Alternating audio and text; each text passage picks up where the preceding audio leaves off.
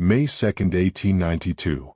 In the Prussian province of Lower Silesia, a son was born to the aristocratic von Richthofen family. Manfred Albrecht Freiherr von Richthofen entered a world of military tradition, hunting estates, and ancient noble bloodlines stretching back to the Middle Ages. His father, Major Albrecht von Richthofen, had served with distinction until an ear injury ended his active career. His mother, Kuniginde von Schickfuss-Neudorf, raised 4 children in the strict Prussian manner, where duty, honor, and martial excellence were not merely virtues but obligations of birth. Young Manfred spent his childhood at Schweidnitz, where the family relocated when he was 4 years old.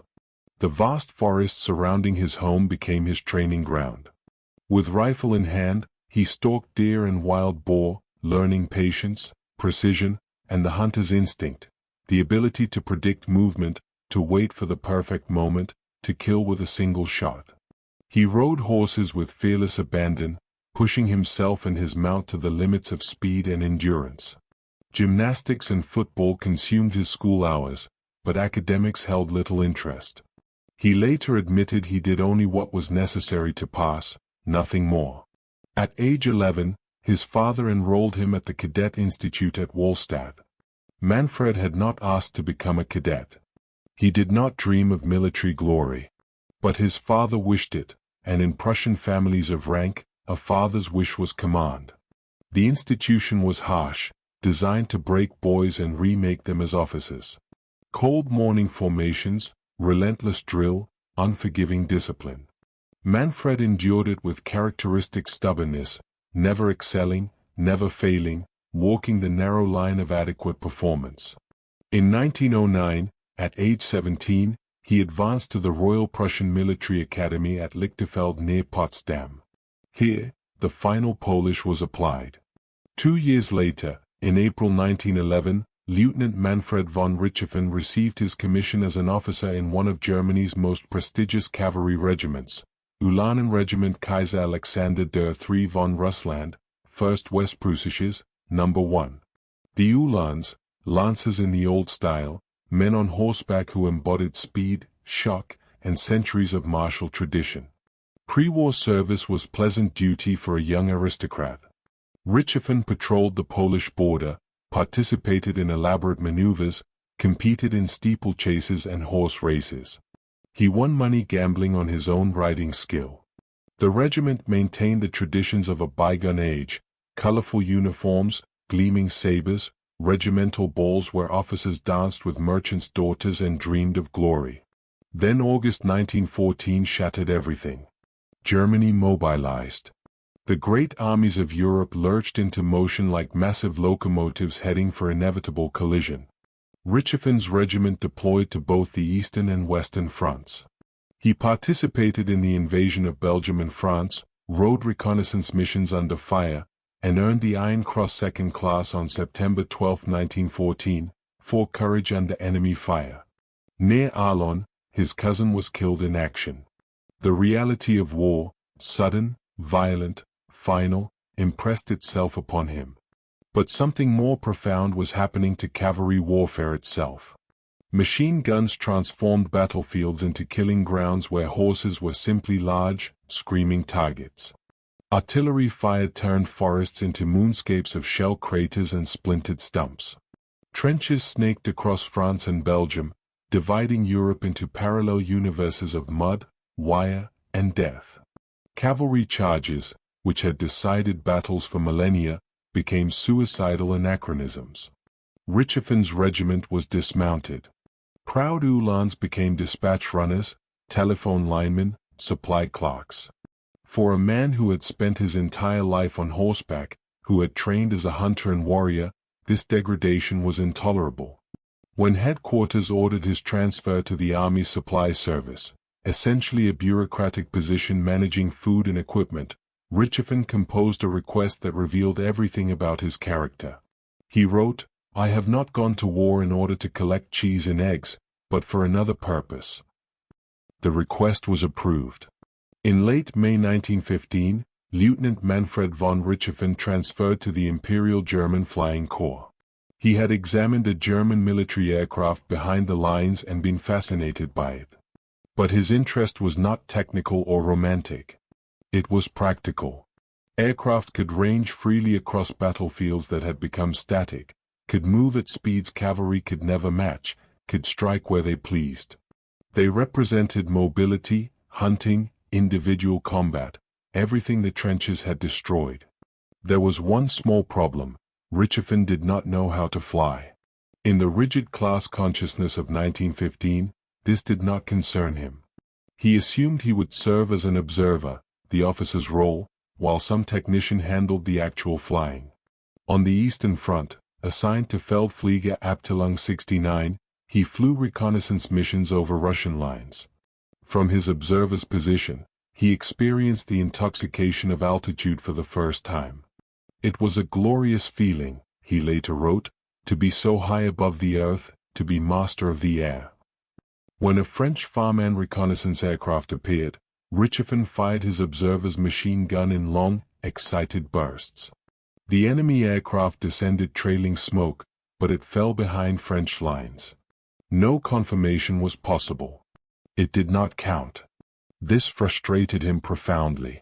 He had killed, or thought he had killed, but without confirmation, without proof, it meant nothing. The hunter in him demanded the trophy, the evidence, the certainty. October 1915 brought the decision that would change everything. Richthofen began pilot training at Champagne. On October 10, 1915, he attempted his first solo flight. The aircraft, a training biplane, responded to controls differently than he expected. The landing approach came too fast. He misjudged altitude. The wheels struck earth at the wrong angle.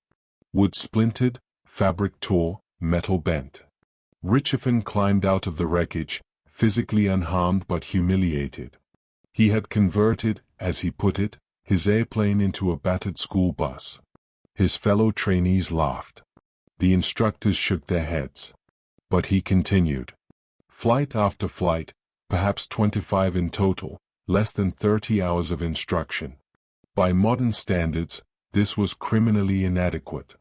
But in 1915, the German air service was expanding rapidly, and pilots were needed immediately. In March 1916, he joined Kampfgeschwader 2, flying an Albatros two-seater, performing reconnaissance and light bombing during the Battle of Verdun. Then, on October 1, 1915, during the Champagne battle, Richthofen encountered a man who would transform him from an adequate pilot into a killing machine. At a railway station, he met Oswald Bulck, Germany's greatest living ace, the architect of fighter tactics, the man who had decoded aerial combat and reduced it to principles that could be taught and repeated. Bulck had 4 victories at the time, which made him a celebrity. Richthofen approached him with the directness of a younger officer seeking knowledge. "Tell me," he asked, "how do you manage it?" Bulck smiled. "Well, it is quite simple. I fly close to my man, aim well, and then of course he falls down." This conversation planted a seed. 10 months later, in August 1916, Bulck, now with 19 victories, personally selected Richthofen for his new elite unit, Jagdstaffel II. The hunter had found his teacher. The transformation was about to begin. Jagdstaffel II assembled at the aerodrome of Bertancourt in August 1916. Oswald Bulck had been given carte blanche to select the best pilots from across the German air service and form Germany's first dedicated fighter squadron.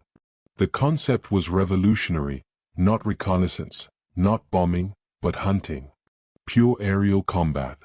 Killing enemy aircraft and terrorizing enemy aircrews until they refused to fly. Richthofen arrived eager, ambitious, and completely inexperienced in single-seat fighter combat. He had flown reconnaissance and bombing missions, but never engaged in one-on-one dogfighting.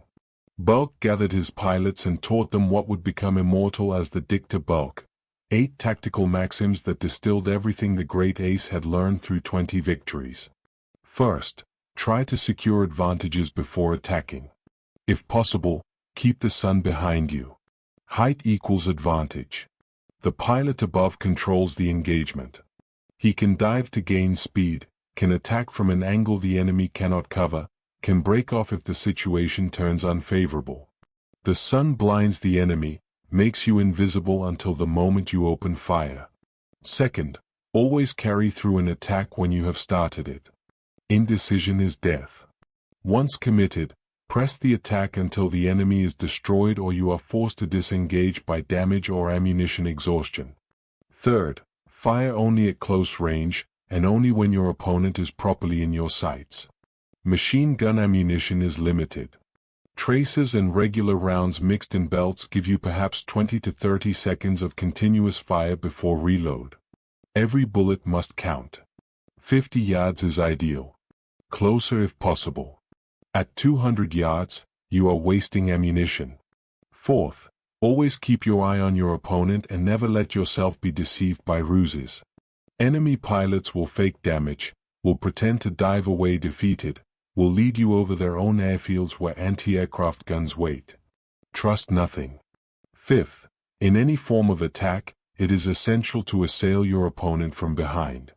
The geometry of World War I aircraft makes rear attacks nearly impossible to defend against. Single-seat scouts cannot fire backward. Two-seaters have limited fields of fire for their observers. From directly behind, you are in a blind spot. The enemy pilot may never see you before bullets tear through his back. Sixth, if your opponent dives on you, do not try to evade his onslaught, but fly to meet it. Turning away presents your back, the worst possible situation. Meeting the attack forces a head-on pass where both pilots face equal danger, and the enemy's advantage is negated. Seventh, when over enemy lines, never forget your own line of retreat. Many pilots have scored victories only to realize they lack fuel or altitude to return home. Dead heroes receive posthumous medals but contribute nothing to tomorrow's battles. Eighth, for the staffel, attack in principle in groups of 4 or 6. When the fight breaks up into a series of single combats, take care that several do not go for one opponent. Coordinate, communicate, support each other. Never abandon a wingman. Richthofen absorbed these lessons with the intensity of a religious convert. He flew Belk's wing, watched how the master positioned himself, noted the patience before attack, observed how Belk never wasted shots or energy in unnecessary maneuvers. September 17, 1916, dawned clear over the Somme battlefield. At 11 in the morning, 8 BE.2C bombers of No. 12 Squadron Royal Flying Corps, escorted by 6 FE.2B fighters from No. 11 Squadron, approached Marcoing railway station to drop their bombs. Belk's Jagdstaffel II, flying Albatros D.2 fighters, climbed to intercept. The British formation was obsolete, slow, and painfully vulnerable. The BE.2C was designed for stability, to make aerial photography and reconnaissance easier, which made it almost impossible to maneuver defensively. Pilots called them Fokker fodder. The FE.2B FE was better, a two-seat pusher design with the observer in front, giving good forward and upward fields of fire, but still no match for modern scouts. Richthofen selected an FE.2B and applied everything Belk had taught. He climbed above the enemy formation, positioned the sun at his back, waited until his engine gave maximum performance, then dove. The FE grew larger in his sights. He could see the observer turning, raising his Lewis gun. Too late. Richthofen closed to 75 yards, centered the enemy aircraft perfectly in his gun sight ring, and pressed both triggers. Twin Spandau machine guns hammered. Traces and ball ammunition streamed forward at 800 rounds per minute. Fabric ripped. Wooden struts shattered. The FE staggered in flight, trailing smoke, then fell away spinning. Richthofen followed it down, watching. The British aircraft crashed near German lines. Soldiers ran toward it. Richthofen landed nearby, a risky decision, but he needed confirmation, needed to see. The two crewmen, Lieutenant Lionel Morris and Captain Tom Rees, had been pulled from the wreckage alive but severely wounded.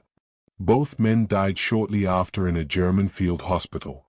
Richthofen examined the wreck. Bullet holes stitched fabric and wood. his bullets. His kill. His first confirmed victory.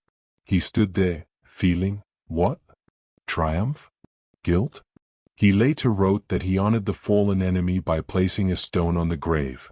Whether this was true or propaganda embellishment, we cannot know. What is certain is that he immediately ordered a silver victory cup, 2 inches high, engraved with the date, aircraft type, and number of crew. This became ritual. After each victory, a new silver cup arrived, carefully engraved, 1, Vickers 2. The 17th of September 16-inch for the first, then 2. Martinside 1. The 23rd of September 16-inch for the second. The cups lined up on shelves in his quarters. Physical proof. Trophies from the hunt. He would eventually collect 60 cups before Germany's wartime silver shortage made production impossible. He refused substitutes in cheaper metals. If he could not have silver, he would have nothing. Through September and October 1916, Richtoven's score climbed. His third kill, an Fe.2B on September 30th, his fourth, his fifth. He developed a reputation within the squadron as methodical, cold, precise. Not the most naturally gifted pilot, but absolutely dedicated. He flew every mission, studied every combat, memorized every lesson. Then came October 28, 1916. Jack Staffel II engaged British aircraft near Posius. Richthofen was fighting when he saw 2 German Albatros fighters collide in midair. One was flown by Lieutenant Erwin Bohm. The other was Oswald Bulk. Germany's greatest ace, the man who had invented fighter tactics, fell spinning from the sky. He crashed near German lines. Soldiers ran to the wreck. Bulk was dead, either from the collision or the impact, we do not know. Richthofen was devastated. He kept Bulk's photograph in his bedroom for the rest of his life. At Bulk's funeral, Richthofen and the other pilots of Jagdstaffel II made a silent vow. They would continue Bulk's work. They would become what he had been. They would make his name immortal through their victories. Richthofen toasted, a glorious death. Fight on and fly on to the last drop of blood and the last drop of fuel, to the last beat of the heart and the last kick of the motor. A death for a knight, a toast for his fellow, friend and foe. The student had lost his master. But the education was complete. Richthofen now knew how to kill in the air. By November 20, 1916, he had 10 confirmed victories. He was an ace. The transformation had begun, but the legend had not yet formed. That required something more, an act of such dramatic perfection that both friend and foe would recognize him as Bulk's true successor. That moment came on November 23, 1916, in the skies above Bapaume, when Richthofen met the pilot the British called their Bulk, Major Leno George Hawker. Major Leno George Hawker was everything the Royal Flying Corps represented. Born July 30, 1890, in Hampshire, England, he had been among the first to recognize that aircraft could be weapons rather than mere observation platforms. In July 1915, flying a Bristol Scout fitted with a fixed machine gun firing through the propeller arc, a revolutionary concept, he attacked and destroyed 3 German aircraft in a single day. For this feat, he received the Victoria Cross, Britain's highest military honor. He became the first pilot awarded the VC for air combat. By November 1916, Hawker commanded No. 24 Squadron, the Royal Flying Corps' first dedicated fighter squadron. He had 7 confirmed victories. His tactical innovations had been studied and copied throughout the RFC. British pilots regarded him with the same reverence Germans felt for Bulk. He was, in every sense, the British Bulk. November 23, 1916. The afternoon was cold and clear, perfect flying weather. Hawker led a flight from Burt Engels Aerodrome at 1,300 hours, 5 DH.2 single-seat scouts on patrol over the summer battlefield. The DH.2 was a pusher design, engine and propeller behind the pilot, gun mounted in front for clear forward firing. It had been revolutionary when introduced but was now obsolete. Newer German fighters outperformed it in nearly every category. At approximately 1:30 p.m., near Bapaume, Hawker's flight encountered a large German formation, about 10 Albatros fighters climbing toward them. The Germans had altitude advantage. Hawker's wingmen, recognizing the danger, broke off and retreated toward British lines. Standard doctrine dictated that Hawker should have done the same.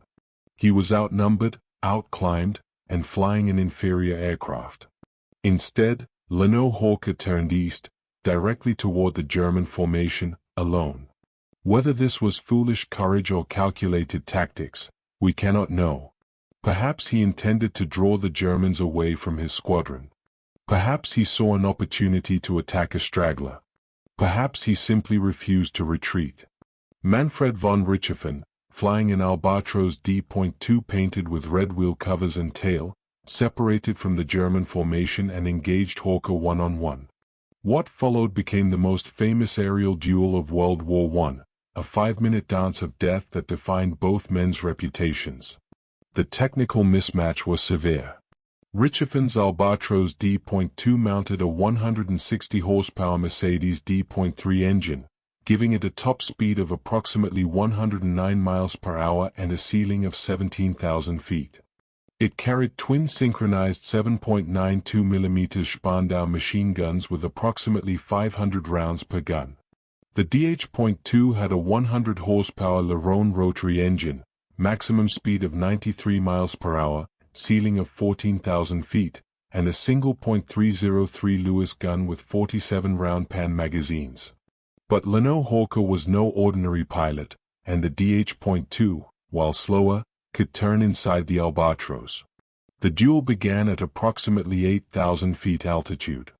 Both pilots maneuvered for advantage, trying to position behind the opponent, to get guns on target, to force a mistake. Richthofen later wrote, "We circled round and round like madmen after one another. I soon found out that I was not meeting a beginner. He had not the slightest intention of breaking off the fight. He was traveling in a machine which turned beautifully. However, my own machine turned better still. First, 20 circles to the left. Neither pilot could gain a decisive position. The diameter of their turning circles was nearly identical. Hawker knew if he straightened out even briefly, Richthofen would cut across the circle and position behind him. Richthofen knew that if he broke off, Hawker would escape. Then 30 more circles to the right. The aircraft descended gradually, 7,000 feet, 6,000 feet, 5,000 feet. The Albatros had superior sustained power. The DH.2's rotary engine, which mixed castor oil with fuel for lubrication, began to lose compression as carbonized oil fouled the cylinders. Hawker's turn radius widened slightly. Not much, perhaps a few yards, but enough. At 4,000 feet, Hawker made a decision. He was deep over German lines, low on fuel, and his engine was losing power. If he continued circling, the Albatros would eventually position behind him. If he tried to run for British lines flying straight and level, the faster Albatros would simply overtake him from behind. His only chance was to dive to extreme low altitude, zigzag wildly to spoil Richthofen's aim, and hope to cross the lines before running out of fuel or taking fatal hits. At approximately 500 feet altitude, Hawker broke off the circle and dove toward British lines in a series of violent zigzags. Richthofen followed immediately, staying behind and slightly above, firing controlled bursts every time Hawker straightened out momentarily between zigzags. The ground rushed up at them. Trees and farmhouses flashed past at 200 feet, then 150 feet. Richthofen fired continuously, walking his traces toward the DH.2. Hawker threw his aircraft left and right, skidding through the air, trying to present an impossible target. They crossed German trenches.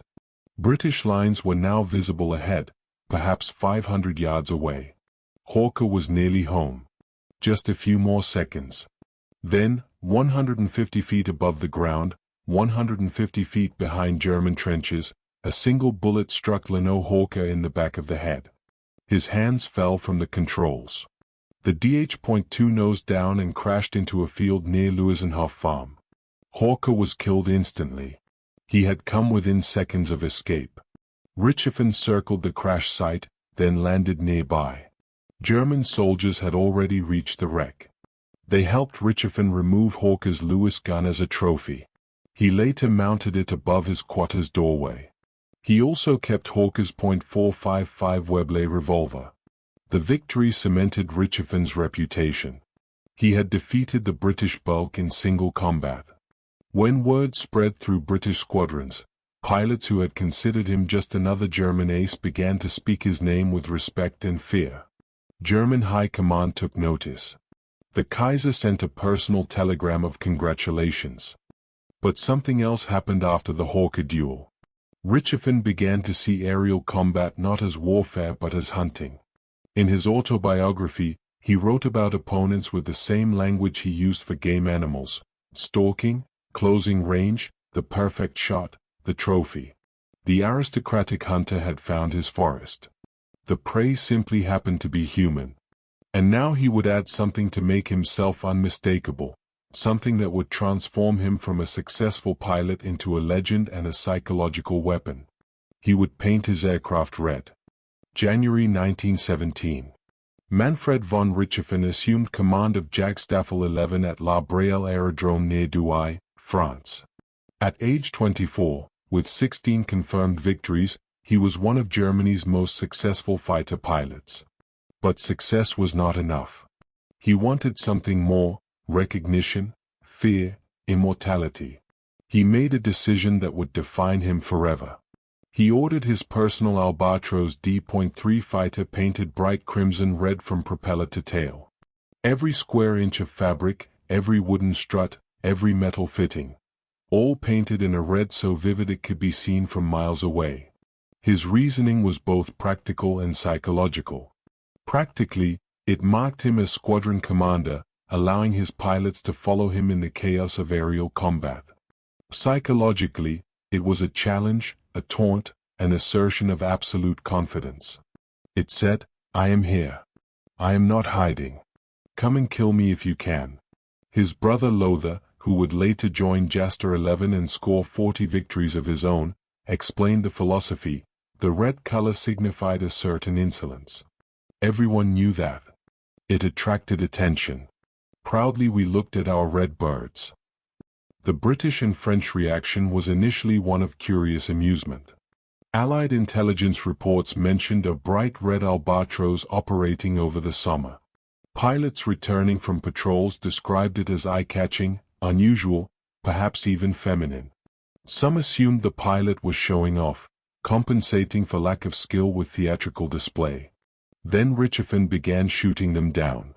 In early 1917, after forcing down a British aircraft near German lines, Richthofen landed and approached the captured crew.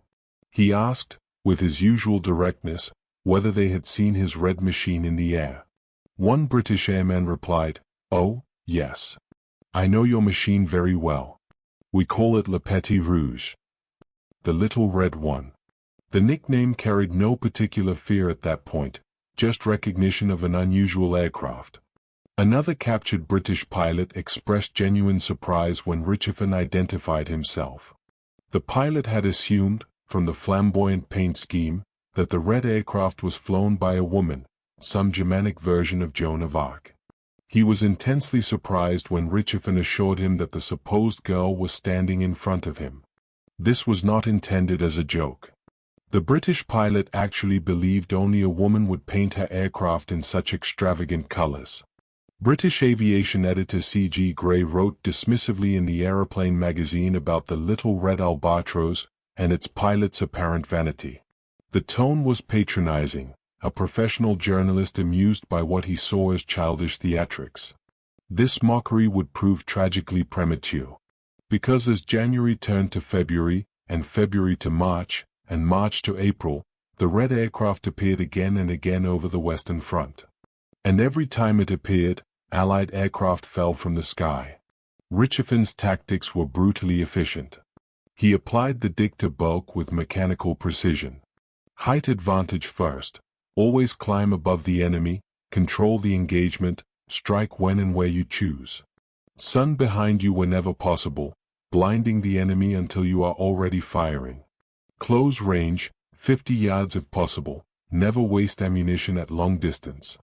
Attack from behind, the enemy's blind spot where he cannot return fire. But there was something else, something that separated Richthofen from other aces. He was patient. Many fighter pilots attacked impulsively, diving into swirling dogfights, burning ammunition in wild maneuvers. Richthofen waited. He positioned himself perfectly, selected the most vulnerable target, often a straggler or damaged aircraft, then closed with calculated deliberation and killed with minimal ammunition expenditure. He later wrote, "I never get into an aircraft for fun. I aim first for the head of the pilot, or rather at the head of the observer if there is one." Cold. Methodical. The hunter aiming for vital organs. His philosophy was simple: find the enemy and shoot him down. Anything else is nonsense. By early April 1917, his score had reached 31 victories. On January 12, after his 16th victory, he received the Pour le Mérite, Prussia's highest military decoration, the Blue Maximum. Earlier aces like Immelmann and Bulk had received it after 8 victories, but the bar had risen as the war intensified. Richthofen wore the blue enameled cross at his throat with pride. And the red aircraft became more than just unusual. It became a warning, a harbinger, a symbol. Allied pilots scanning the sky for enemy fighters learned to fear the distant crimson speck more than formations of camouflaged Albatros scouts. The red one meant death. The red one meant Richthofen. The red one never missed. Then came April 1917. History would remember it as Bloody April, the bloodiest month in Royal Flying Corps history. And the red aircraft would be at the center of the carnage, no longer mocked, no longer called Le Petit Rouge with amused contempt. The new nickname was Le Diable Rouge, the Red Devil. And Allied pilots learned to fear it more than they feared anything else in the war. April 1917. The Western Front prepared for another offensive. British forces, under Field Marshal Douglas Haig, planned a massive assault at Arras to support the French naval offensive further south. As always, aerial superiority was considered essential. The Royal Flying Corps received orders to dominate the skies, to drive German reconnaissance away from British lines, to photograph German positions, to strafe German trenches. The RFC threw everything available into the battle. Squadrons that had been resting were recalled to active duty. Pilots who had barely finished training were rushed to frontline squadrons. New aircraft types, some still experimental, were deployed before their problems were fully resolved. And waiting for them, with altitude advantage and superior aircraft, were the German Jagdstaffel. Particularly Jaster 11, commanded by Rittmeister Manfred von Richthofen. The RFC had been built for quantity over quality. British doctrine emphasized aggressive offensive patrols deep into German-held airspace. British aircraft were generally inferior to their German counterparts. The BE.2 series were stable reconnaissance platforms that couldn't maneuver. The FE.2 pushers were obsolete. Even newer types like the IE.8 were underpowered and vulnerable.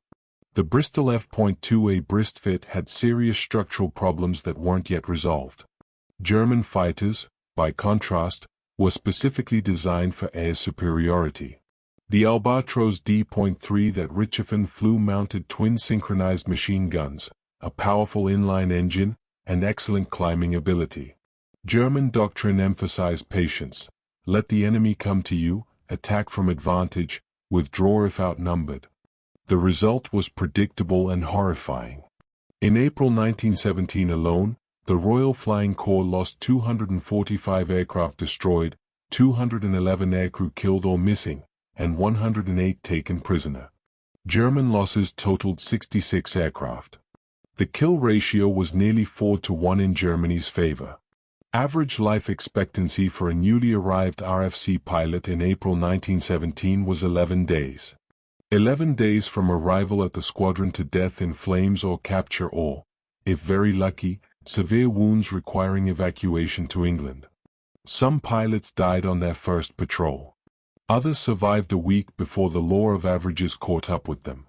Jaster 11 alone claimed 89 aircraft destroyed in April, more than one-third of total RFC losses. Richthofen personally shot down 21 aircraft, raising his total from 31 to 52 victories by month's end. The slaughter began on April 2nd.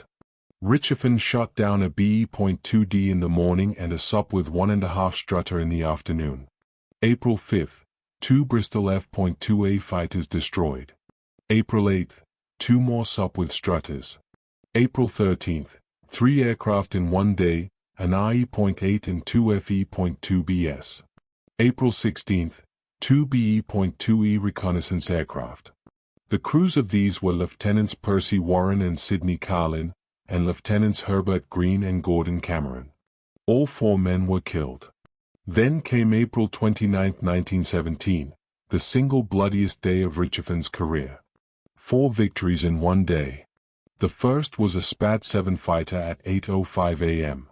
The pilot, Lieutenant Richard Applin of No. 19 Squadron, survived and was taken prisoner. The second was an FE.2B at 8:47 a.m., crewed by Sergeant George Stead and Corporal Alfred B.B. Both died. Stead was 19 years old, recently married, with a newborn baby he would never see. B.B. had enlisted underage, lying about his age to join up. The third was a BE.2E at 4:30 p.m., crewed by Second Lieutenants F.J. Cackham and E.R. Williamson. Killed. The fourth was another SPAD-7 at 6:43 p.m., flown by Second Lieutenant Frederick Barwell. Killed. 4 men dead in one day. 4 widows, 4 sets of grieving parents, 4 empty chairs at family tables.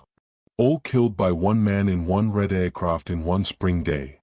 By this point, the psychological impact of the red aircraft had become a military factor. RFC squadrons reported morale problems. New pilots arriving at frontline aerodromes heard stories about the Red Baron from veterans, whispered conversations in mess halls, warnings about that distant crimson speck you might see at altitude. Some pilots froze when they saw it. Others broke formation and fled. A few simply refused to fly. British pilot Cecil Lewis, who served with No. 56 Squadron, later wrote about the era, "We were sent up to be blooded, to be given our first experience of the line. We were to learn what it was like to be shelled, to be archered, to be shot at in the air, to fight, to kill or be killed."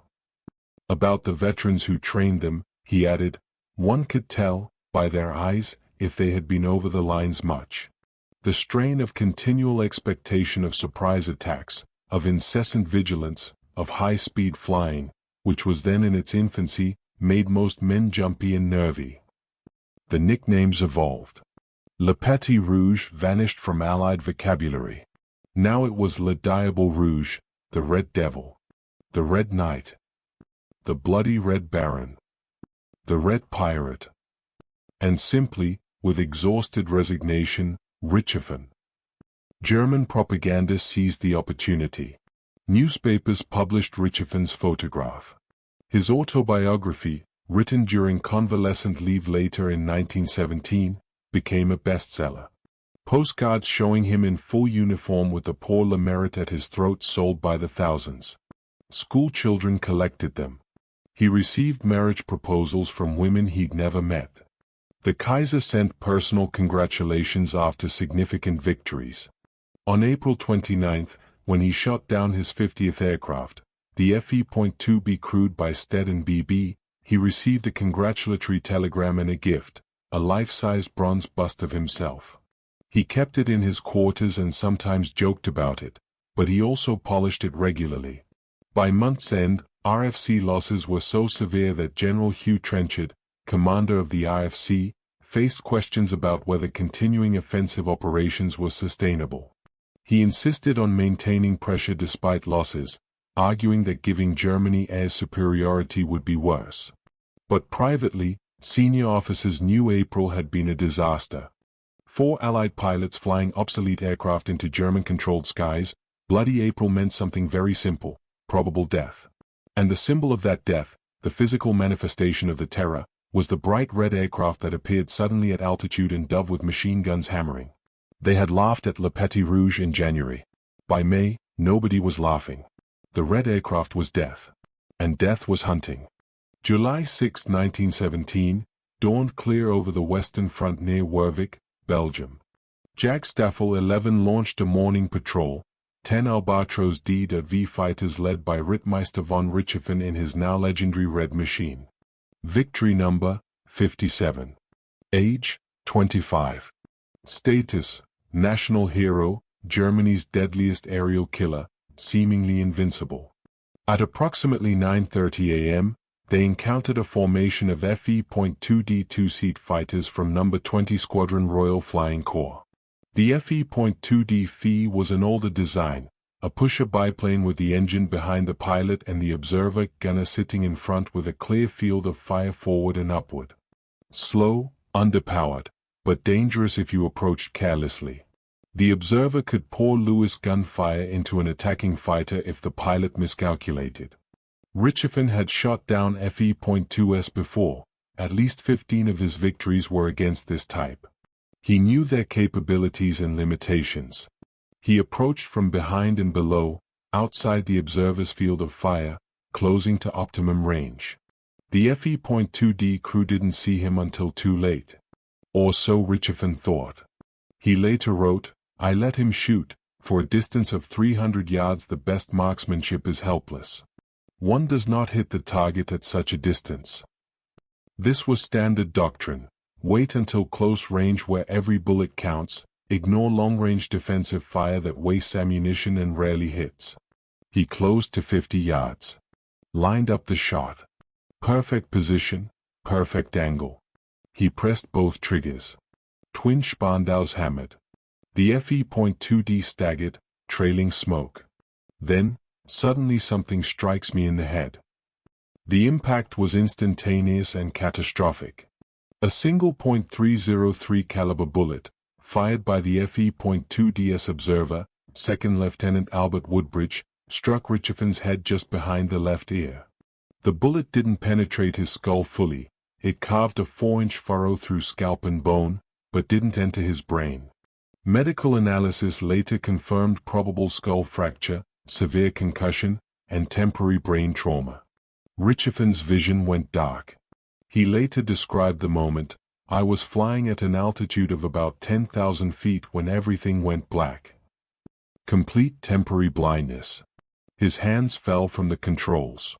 The Albatros, suddenly pilotless, nosed over into a free-falling spin. Below him, 10,000 feet of empty air. German-held territory, but that was meaningless if he crashed. The Albatros spun faster, wind shrieking through struts and wires, the earth rotating upward to meet him. Then, somehow, through the darkness and disorientation, training and instinct reasserted themselves. His hands found the control stick. He couldn't see, but he knew the Albatros. He knew what it felt like when it flew level, what it felt like when it spun, what it felt like when you applied opposite rudder to stop rotation. He worked by feel alone. Stick forward to build airspeed, rudder to stop the spin, gentle back pressure to pull out of the dive. The Albatros leveled at approximately 2,000 feet, still over German lines. Richthofen's vision returned partially, shapes, blurred colors, enough to see the ground rushing up. He cut the engine and forced the aircraft down into what witnesses described as a controlled crash landing near German positions. The Albatros hit hard, shearing off the landing gear, skidding across a field in a shower of dirt and broken wood. German soldiers ran toward the wreck. They dragged Richthofen from the cockpit. He was conscious but bleeding profusely from the head wound. His leather flying helmet and goggles had filled with blood. He tried to walk and fell. His balance was destroyed, his coordination gone. Field ambulance crews transported him to a military hospital. Doctors examined the head wound. The bullet had carved a terrible furrow, bone fragments, torn scalp, severe hemorrhaging. Immediate surgery was required to clean the wound and remove bone splinters from damaged tissue. They operated that day, under local anesthetic, while Richthofen remained conscious.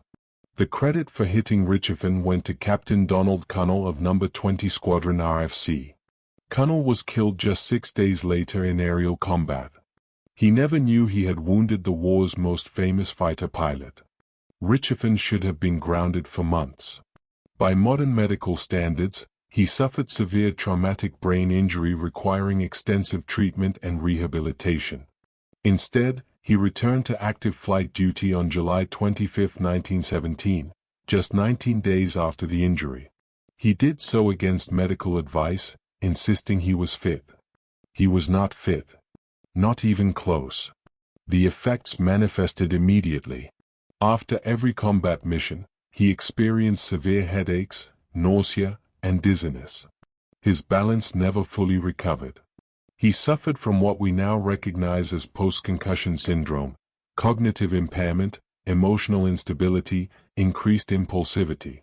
More significantly, his personality changed. Before the head wound, Richthofen had been calculating, patient, careful. He killed efficiently but without unnecessary risk. After July 6, something shifted. He became more aggressive, more reckless, more driven. Fellow pilots noticed the difference. His squadron physician noticed. His family noticed. In September, Richthofen took medical leave to write his autobiography. His mother visited him and later wrote about the encounter. "I found Manfred very changed. The high spirits, the light-heartedness, the playfulness were lacking in his character. He was taciturn, aloof, almost unapproachable. Every one of his words seemed to come from an unknown distance." She added, "Something painful lay around the eyes and temples, something hard to explain." She overheard him tell a dentist, "Actually, there is really no point in it anymore." The dentist had suggested routine dental work. Richthofen's response suggested he expected to die soon and saw no reason to bother with maintenance. Modern medical researchers who have studied the case believe the bullet damaged Richthofen's frontal lobes, the brain region governing judgment, impulse control, and personality. A 2004 study by the University of Missouri and Ohio State University concluded he exhibited classic traumatic brain injury symptoms: depression, disinhibition, impaired risk assessment, and target fixation, the inability to recognize when to break off pursuit. By current standards, he would have been permanently grounded. The U.S. Air Force neuropsychologist who reviewed the case stated Richthofen would be disqualified from flight duty for a minimum of 10 years under modern regulations. But this was 1917. Germany was losing the war. They needed heroes, symbols, propaganda victories. And they needed the Red Baron in the air, shooting down Allied aircraft, maintaining the legend. So Richthofen returned to combat, damaged, impaired, but still deadly. Between July 1917 and April 1918, he would score 23 more victories, raising his total to 80. The brain injury that should have ended his career instead became another factor in his legend, the hero who fought on despite terrible wounds, who refused to quit, who chose duty over safety. But the injury changed more than his personality. It changed his judgment. And poor judgment, in aerial combat, is death. September 1, 1917. Manfred von Richthofen stood on the tarmac at Markbeek Aerodrome in Belgium, examining the most unusual aircraft he had ever seen. The Fokker F.I prototype, serial 10217, gleamed in morning sunlight.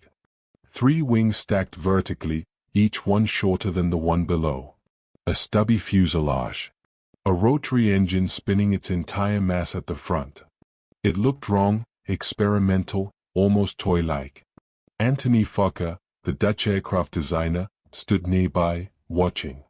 Fokker had built his reputation creating Germany's most successful fighters, but this triplane was different. It was inspired by captured British Sopwith triplanes that had proven devastatingly maneuverable. If 3 wings worked for the British, 3 wings could work for Germany, but better. Richthofen climbed into the cockpit. The pre-flight inspection revealed interesting characteristics. The triplane used thick airfoil sections and significant wing area for minimal span. Less drag, better roll rate, exceptional climb performance. The cantilever wing design eliminated most external bracing wires, cleaner aerodynamics, less drag, less to catch bullets. He took off, climbed, and immediately understood what he had been given. The triplane could rotate on its axis like nothing he'd flown. Control response was instant, precise, almost telepathic. It climbed like it was being pulled upward by invisible hands. The rate of roll was phenomenal. You thought about turning and it turned. The next day, September 2nd, Richthofen took the F.I prototype into combat. At 5:30 p.m., he encountered and shot down a British RE.8 reconnaissance aircraft. The next morning, September 3rd, he shot down an RAF SE.5A fighter. 2 victories in 2 days in an aircraft he'd never flown before. He immediately sent a report to German High Command. This aircraft is superior to the Sopwith triplane. Re-equip all fighter squadrons immediately. The production version, designated Fokker Dr. I, Dreidecker, 3 wings, entered service in October 1917. Only 320 were built between August 1917 and May 1918. By World War I standards, this was a tiny production run, but the Dr. I would become the most iconic aircraft of the war, largely because Manfred von Richthofen painted his personal example bright crimson red and flew it until his death.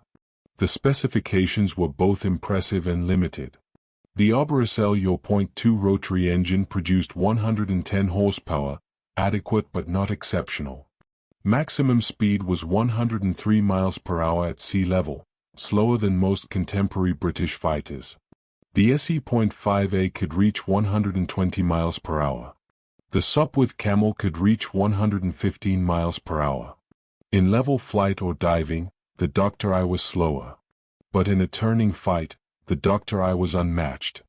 It could outturn anything the Allies had. It could climb faster than anything else at low altitude. And in the hands of an expert pilot, it was a weapon of surgical precision. Richthofen's Red Dr. I became terror incarnate. Allied pilots learned to recognize it instantly. 3 wings, bright red, usually at altitude with the sun behind it. When it appeared, squadrons scattered. New pilots were told, if you see the red Fokker, run. Don't engage. Don't try to be a hero. Just run and hope he's chasing someone else. Between September 1917 and April 1918, Richthofen scored 19 victories in the Dr. I, his last 17 victories, plus 2 in the earlier F.I prototype. These included some of the most challenging targets. On March 12, 1918, he shot down a Sopwith Camel. The Camel was itself an extraordinarily maneuverable fighter, responsible for destroying more German aircraft than any other Allied type. On March 26, he shot down an SE.5A, one of the best fighters Britain produced, fast, well-armed, and tough. But the Dr. I had problems. In October 1917, 2 prominent German aces died when their triplanes suffered catastrophic wing failures in flight. The entire type was grounded from November 2 to November 28 while Fokker investigated. The problem was traced to substandard timber and poor quality control in wing spar construction. Fokker fixed the issues, but the triplane's reputation was damaged. By early 1918, the Dr. I was obsolete. New Allied fighters like the SE.5A and SPAD-13 outperformed it in speed, diving ability, and high-altitude performance. German High Command urged Richthofen to transition to the new Fokker D.7, a biplane with superior performance in every category except low-speed maneuverability. Richthofen refused. He loved the triplane. He trusted it. He had learned its characteristics perfectly and knew how to maximize its strengths while avoiding situations that exposed its weaknesses. More importantly, the red triplane had become his trademark. It was instantly recognizable. It was propaganda. It was the visual representation of German air power. So he continued flying it into 1918, even as it became increasingly obsolete.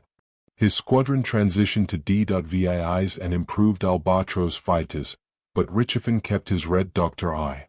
He knew he was flying an inferior aircraft. He knew faster, better-armed opponents could defeat him if they used proper tactics. But he also knew that seeing the red triplane had psychological value. Allied pilots feared it. German soldiers cheered when they saw it overhead. The legend required the icon. And by April 1918, Richthofen was more legend than man. 80 confirmed victories. Countless newspaper articles, photographs, postcards. A best-selling autobiography. School children across Germany collected pictures of him. Marriage proposals arrived weekly from women he'd never met. The Kaiser sent congratulations after significant victories. But the legend was exhausted, damaged, suffering from traumatic brain injury, and increasingly certain he wouldn't survive the war. He wrote to his mother in March 1918, "I am in wretched spirits after every aerial combat.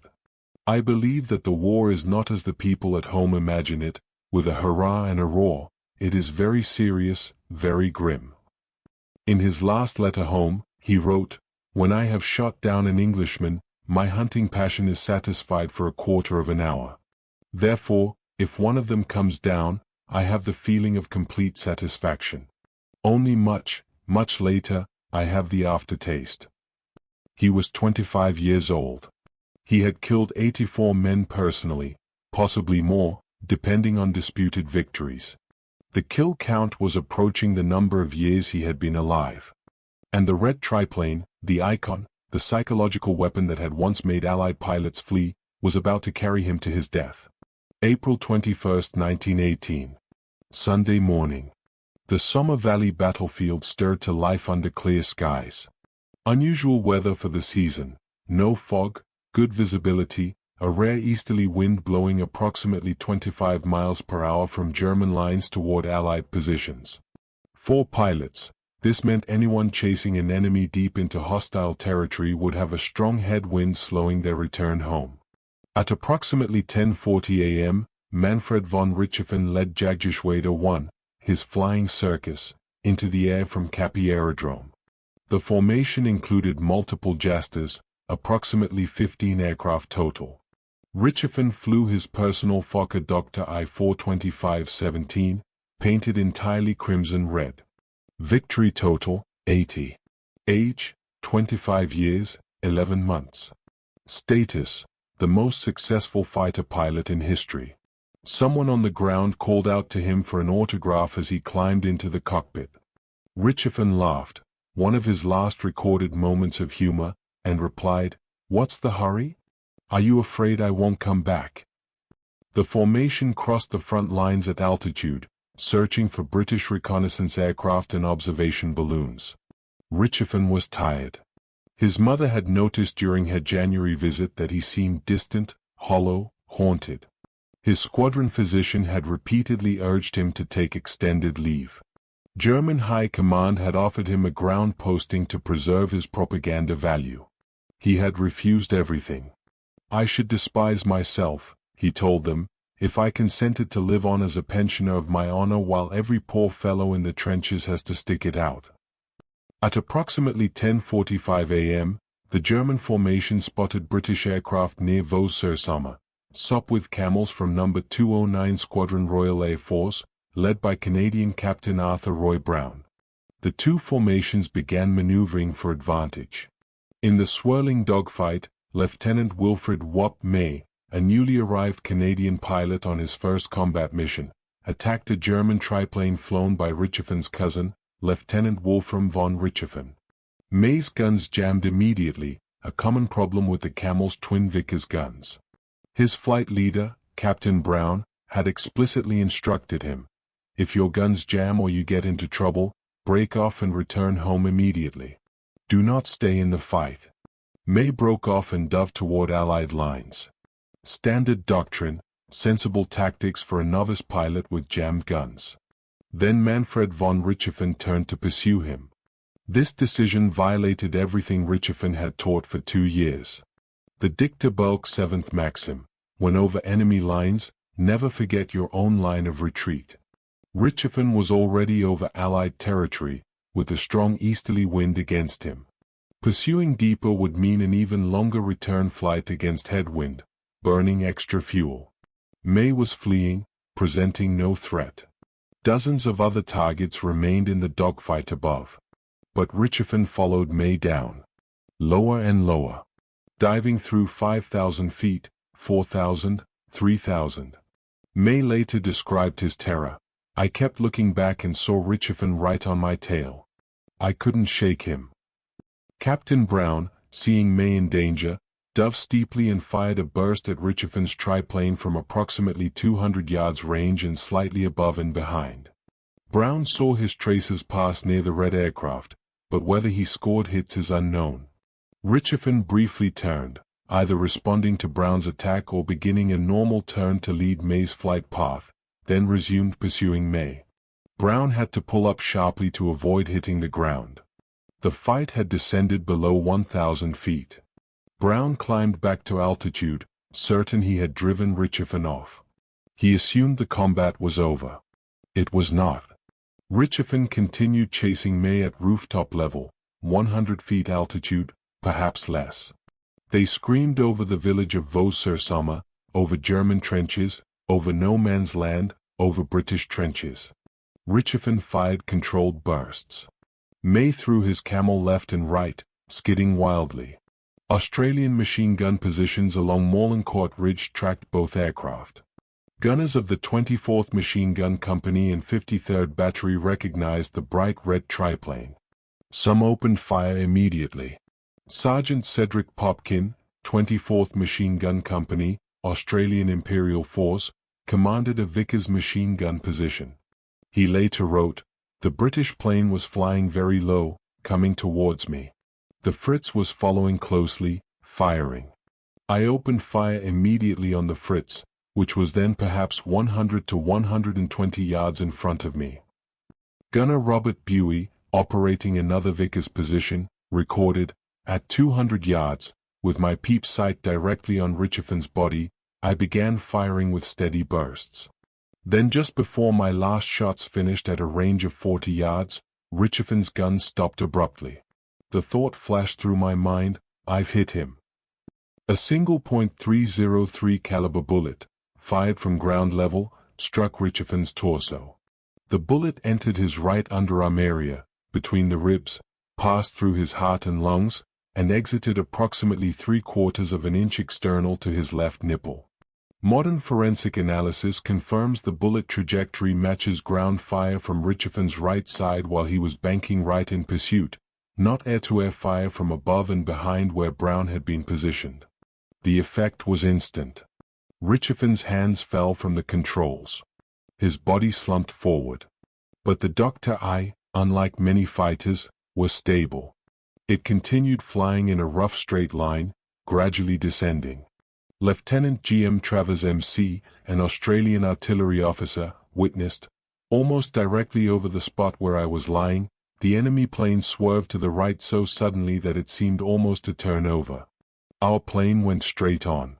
From that moment the enemy plane was quite out of control and did a wild circle and dashed towards the crash site. The red triplane hit Earth in a field alongside the road from Corby to Bray, near Sailor-le-Sec. The impact was rough but not catastrophic. The aircraft remained largely intact. Australian soldiers from the 5th Division ran toward the crash. They found Manfred von Richthofen dead in the cockpit. He had lost consciousness within 20 to 30 seconds of being hit through the heart. Some witnesses claimed his last word, spoken as he died, was "kaput," broken. Australian soldiers pulled his body from the wreck and laid it on the grass. Someone removed his flying boots. Soldiers often scavenged useful equipment from crashed aircraft. Others took pieces of the red fabric as souvenirs. Within hours, the triplane was largely stripped, carried away piece by piece as war trophies. Medical examination that afternoon by multiple British and Australian physicians confirmed the cause of death. Single bullet through the heart, massive internal hemorrhaging, death within seconds. Colonel T. Sinclair's official autopsy report stated, "The entrance wound is on the right side about the level of the 9th rib, just in front of the posterior axillary line. The bullet appears to have passed obliquely backwards through the chest, striking the spinal column, from which it glanced in a forward direction and issued on the left side of the chest." The bullet trajectory was inconsistent with Captain Brown's position but perfectly consistent with Sergeant Popkin's firing position. Modern consensus among aviation historians is that ground fire killed Richthofen, though the Royal Air Force officially credited Captain Roy Brown. The most successful fighter pilot in World War I, 80 confirmed victories, national hero, legend, psychological weapon, had been killed by a single bullet fired by an Australian machine gunner he had never seen, while chasing a fleeing novice pilot in violation of his own tactical principles, at an altitude where a single bullet could reach him, over enemy territory where capture or death were the only outcomes. He had violated the 7th dicta bulk. He had allowed target fixation, a symptom of his July 1917 brain injury, to override judgment. He had pursued when he should have broken off. And it killed him. The Red Baron was dead. Manfred von Richthofen was 25 years old. His combat career had lasted 20 months. He had killed 84 men and become the most famous fighter pilot in history.